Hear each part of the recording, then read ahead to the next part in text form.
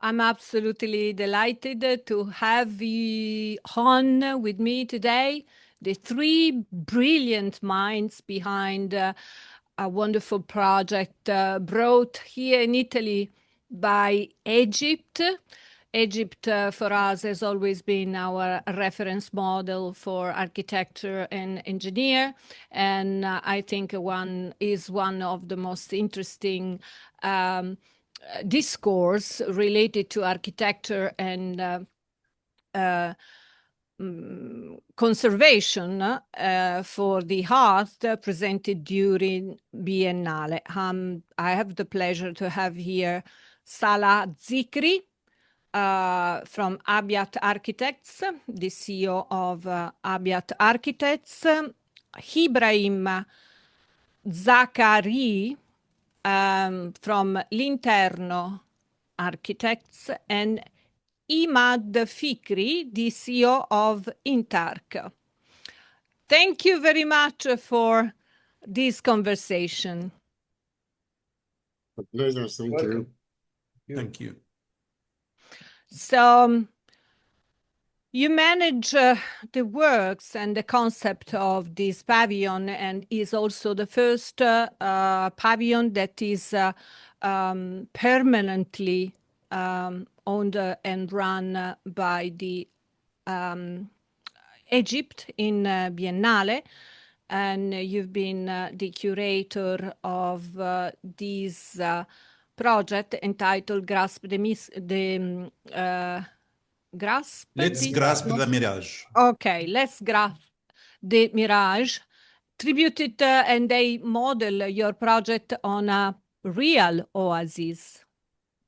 Can you tell me the genesis, how this project and your concept was born? Okay, let me start with where we started. Actually, was last year, around a little bit more than 1 year, when the Ministry of Culture in Egypt arranged a competition between all. It's an open competition in Egypt between all architects, young and with experience, and professors in the university, and whoever want to participate in Egypt and represent Egypt in the Biennale can participate.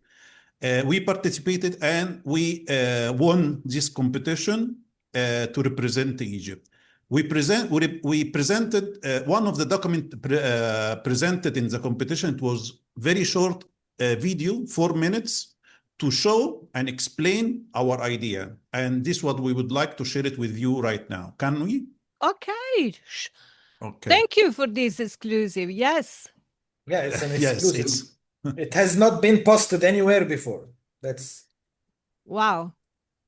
Thank you. So,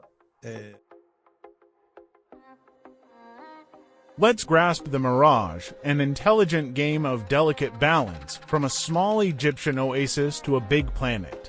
Let's Grasp the Mirage takes visitors on an immersive journey, drawing inspiration from the delicate balance of an Egyptian oasis, a small, fragile ecosystem that speaks to global challenges. Imagine a mirage, a vision that seems within reach yet fades as we approach. This mirage symbolizes our ideal, a world where preservation and development coexist harmoniously. The oasis, isolated within the Egyptian desert, is a metaphor for this delicate balance. But can we truly achieve this harmony, or does it remain just out of reach? At the heart of the pavilion is a 3 meters by 10 meters tray, elevated above the ground. Visitors place blocks on this tray in a game of balance. Each block represents an action for either preservation or development, echoing the real-world decisions we make daily.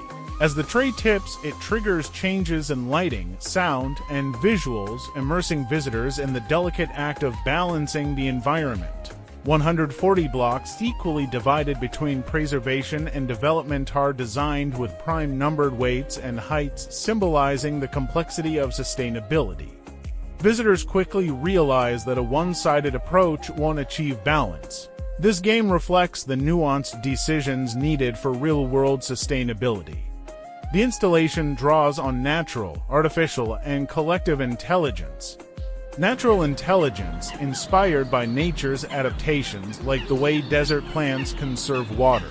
Artificial intelligence, represented by advanced technology aiding in precise and sustainable decisions. Collective intelligence, the accumulated knowledge of communities, emphasizing collaboration and shared wisdom. Each block represents a form of intelligence guiding us toward a sustainable future.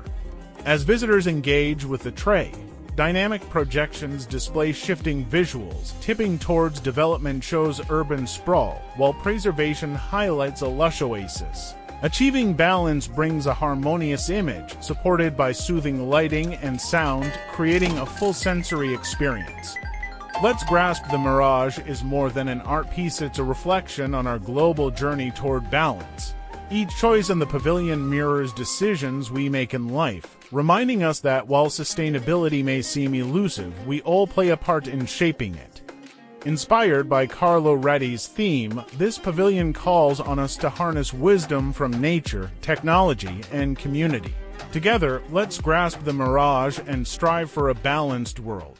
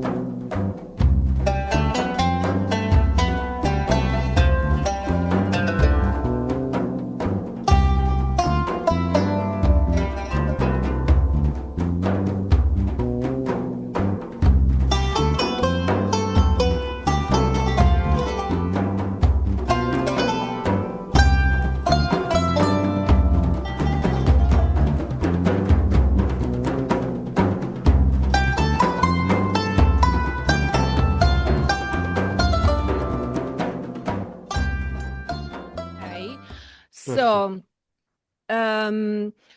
what I like reviewing the materials you send me, also the engagement from the by the audience that step into the pavilion. It's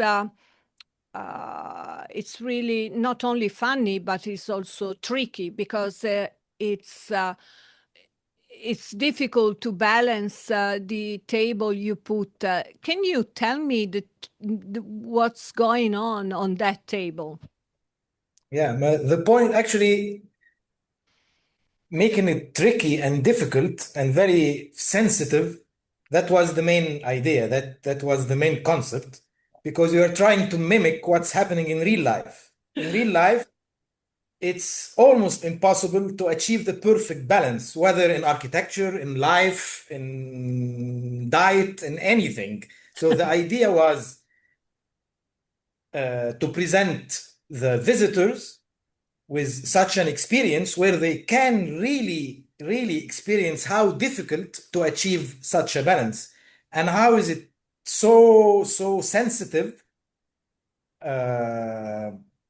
to move the blocks around, which represents the action. So the idea is to convey to the people that any actions they make has a great impact, and not only their individual actions, it's their individual actions in correspondence with other actions that other people make.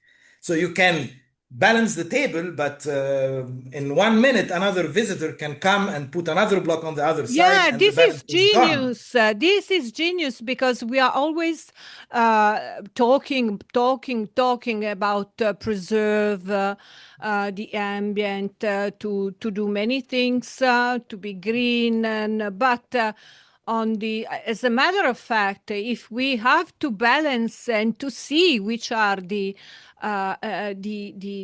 effects immediate that you can have through this machine, I will say, this Yeah. platform you did. It's It's amazing because it's almost impossible to be it's balanced. impossible, and one of the deep thoughts is that it's a collective project. The attempt to achieve the balance, in our case, between this preservation and conservation, to achieve the right path to sustainability, people should understand, and that's what we want them to understand by experiencing our project, that it is a collective endeavor, a collective task. You cannot do it alone. You have to do it with other people. That's the whole point. One of our vision, which was the big letter above the screen, the three screens in the pavilion, which sentence added by the Karl Popper, it's a German philosopher. German philosophy, which we are all responsible of our action, of our future. All our action is important for our future. Whatever we do, we are responsible for it. So that's why, like, this is our responsibility. Any action we take, it's our responsibility. Fail or success, And everyone has to participate. You don't have the right to stay away and watch. You have to participate. And if you are participating, you have to be responsible about your decision.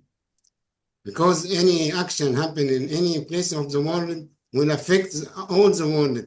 We can see it clearly. Yeah, and on another hand as well, when people go in and select the blocks and interact with our machine, as you named it, it's a good name, by the way. We never thought of it as a machine, but it's a reminiscence of Leonardo. Almost everything was a machine. Yeah, it's a machine. Yeah, exactly. A house is a machine to live in, by Le Corbusier. But so when people get in and start to interact, whether they really know what's on all levels, from kids to intellectual people to professors to architects, they are all intrigued by this machine, and they start to interact on so many levels. And the idea is that by interacting, they are somehow the policymakers. They are the architects.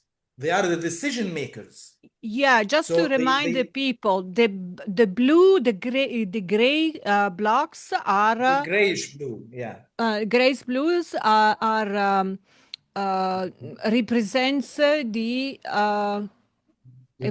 preservation, the preservation action, the development actions people can make, trying to push forward the evolution of this oasis. And the yellow blocks represents the conservation actions people can make it to slow down this evolution. And the idea is to find the right pace. And on each block, there is an action inscribed on it. Each block represents an action, and each block has a different weight. So they don't have all the same weights. Like in real life, not every decision have the same weight. All weights and all decisions are relative, and we don't know exactly which one is heavier or which one is lighter, because again, it's relative. How would you envision the effects on the architectural landscape, but also social landscape of your project? I can see a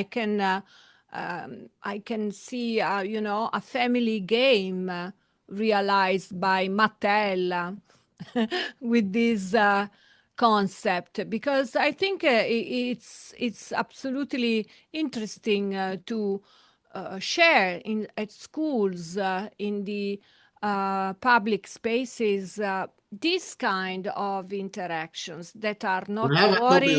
Simona, actually, what you are talking about, this was actually what we were dreaming, and we every day the lady in the pavilion, she sent us a new layout of the table, a new drawing, actually in our initial dreams, we were talking about to draw like a design of Oasis or design of city on the table. But actually what the result received from the people, each day we have a new project. Each day. A new combination. New combination of between the blue and the yellow and the location of each one. So not just of our main concept of the balance and it's but also as a visual and conceptual, we have new projects done by people, different people. And what you've just said about, actually that's a brilliant idea, and we had it in the back of our minds. We're gonna work together. It can be like a board game that people that families can play with in their living room. And that's the idea actually, because in our project we are talking about an Egyptian oasis. It's really just an example, because this table, like in the game you're talking about, we can have a game for Venice, a game for an Egyptian oasis, a game for the whole planet, a game and for each of these games, all what's gonna change are the names of the blocks. So that was really our idea. That's amazing. Also, and the 14 panels on the sides and the blocks, you change it, you change the country, you change everything. That's amazing. So yes. In that way, this is our idea, or our way of saying that we are presenting a concept emanating out of Egypt, but it can be projected on whatever problem or dilemma that the world is facing right now. So that's why you are Egyptians. You master the art of we started everything from the beginning, and we keep starting new ideas. Yeah, I mean, you face and you cope with a very harsh land, and you did such an incredible I don't know, structures. Italians too, by the way. But we're in this case, a little bit less. We were much more lifestyle oriented and political oriented. Anyhow, I want also to speak about the environment you created, you three. It was a kind of squad. I saw so many pics of you engaging in the construction of everything. So you physically participated to create these blocks. And this is amazing. This is a part that I like very much, because I think for me, curating a project is to delve also physically inside a project and to be able with the hands to construct and to build something. It's a handcrafting. We had to do that. We had to know how to build it by ourselves. Yeah, because we are in Venice alone. If anything happens, we have to take the action. We were in the beginning. We would like to do it by ourselves, because this is our job, our work, our design. But finally, in Venezia, in the Biennale, we participated by hands with the guys until we finished it. And hopefully, alhamdulillah, now it's okay. And we had to do it also. It had to be such again a machine, because I like from now on I'm gonna call it the machine. Our machine has to be experienced. We had to do lots of experiments to know how it's gonna work. Yeah, I can imagine how heavy it should be, how heavy the blocks should be, so they can start. So it can balance. Move back. Yeah, it can move back and forth. I see here on my screen there is another video that is, I think it's the interaction. How the people interact with the and yes, the picture you have already. But yeah, the people around and how they take the block, where they place, and they read it, they study, they actually draw it. Yeah, they make a lot of analyses, you know, before to take the action and put it and try to get the balance, you know. And actually, we also another side uh, with the movement of the tray or the machine, the environment inside the pavilion changes. So we also have the intention to immerse people into the experience. So by if the table tips towards one side, huh, the Yeah. music in the pavilion changes. Yeah. So also, yeah. It gets more tense. It gets more upbeat. Whenever you're closer to the balance, the music gets smoother and more relaxing, as if you almost achieved the right combination. And the lights too. The lights change, so It's really it's a fully interactive. immersive experience. Yeah. So I want to ask you how you match your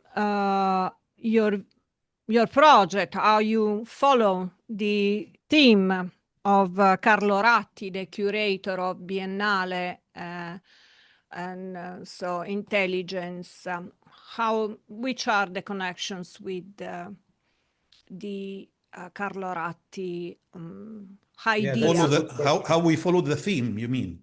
Yeah, in Yeah, a how way, our not project fit follow, within the but scene. how you say, okay, this could be could follow this kind of philosophy. As you know very well, the theme of the Biennale this year, it was intelligence, about the natural, artificial, and collective. I think the most important and intelligent from our point of view, it was the collective. Yeah. Because natural intelligence, yeah, for sure. In each place is some is common and some is different based on each place. The artificial, this is just like always like born in some place and exporting in other places. And this, once you import, you apply in your way. So, and natural and artificial, from our opinion, it's very clear. It's very clear, more or less. But yeah, in our opinion, it's very clear. But what we insist and what we focused in our design, the collective intelligence, which we decided from the beginning and from day one, it should be interactive, which the way to show how collective intelligence is one of the three intelligent Carlo Ratti mentioned, and this is one of the most important from our point of view. How to use the natural intelligence and artificial intelligence in collective intelligence way to get the balance. This is our like one sentence our project here. Yeah, exactly like what Emad said. It's what's happening now as we're speaking in the pavilion is one chapter of a collective experience that people keep doing every day. They are collectively trying to balance the table. And if we imagine that we're recording their actions, huh, after the Biennale ends, we could learn something of what they did. So it's a collective learning, and that's from how people interact. But each action written on those blocks has its root in one of the three intelligences of Carlo Ratti. So at least each one block of these blocks, if you zoom on it, it's written, for example, solar energy could be a decision to implement more solar energy fields. This can be rooted in artificial intelligence and natural intelligence, preserving the culture of a certain group of people. This can be rooted in collective intelligence. But playing with the three intelligence in the way we are doing it on Pavilion is a collective endeavor. I don't know if Yeah, I if I got it. catch the Yeah. concept. There is something parallel to what Salah and Emad said, the expression of sustainability. When we deal with the sustainability, it gave us a chance to use each time we need to use one of the intelligences, we can use it, and we redefined it as a delicate balance between preservation and development. So it's a little bit open discussion, open subject. And very important, Simona, that our project calls everyone. I mean, in very simple way, as the picture I shared before, like a baby, like a very little girl, she is playing, trying to achieve the balance from her point of view. She wants to play and to get the balance. One a little bit older, a boy, he was talking, and we have many interviews with many people. They were talking about the war and peace. And another, we are calling different ages, different culture, different rule in the society in general, like politics, architects, urban. All of them, they can understand this from their point of view, and this was our objective, our main target. Each one can get the message and he can apply it in his way, no problem. It's appealing for the message deeply. You can see it in if you cannot achieve the balance, just push the tray to be near the balance, near the critical line. Like if you don't achieve the sustainability, it's okay. Go near the sustainability, and maybe next generations have some tools, some knowledge, something to achieve it. But it's not a matter of achieving a target, just to have the sustainability as a lifestyle, our way of living. I have to come to a closing in a while because we are a few minutes left, and I want to address you the last question that is upon your thoughts. Why it is relevant for you as a country to participate to Biennale? It's everything. Egypt is one of the eldest participants in the Biennale. Actually, Egypt Short is answers, please, because otherwise okay. they cut us. Okay, Egypt is one of the oldest countries that have participations in the Biennale. So and many of the Egyptian pavilions across the years were very impressive and very influential. So we had to continue the legacy with another impressive pavilion. I hope. add something from Emad and Salah and Ebrahim for this year. This is our point. That's interaction. It. Interaction, yeah. This is a word. The machine interaction. Yes, definitely. And let's I already sent you the video, the link video. Just to remind to the audience, the people in the audience have time until the end of November to visit Biennale in Venice.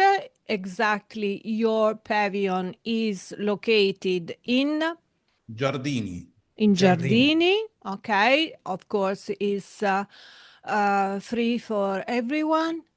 Children, professionals, any kind of people that want to learn more on Egypt and your science, but also to learn on how to preserve the planet and different environment. Thanks to Salah Zikri, Ebrahim Zakaria, and Emad Fikry from Egypt. It has been an honor to have you here with me, Simona Cochi, the Italian way. And, grazie Simona, grazie in the Italian way. Okay, and I hope to see you one day in person. Thank you very much. Thank you, Simona. Grazie. Bye.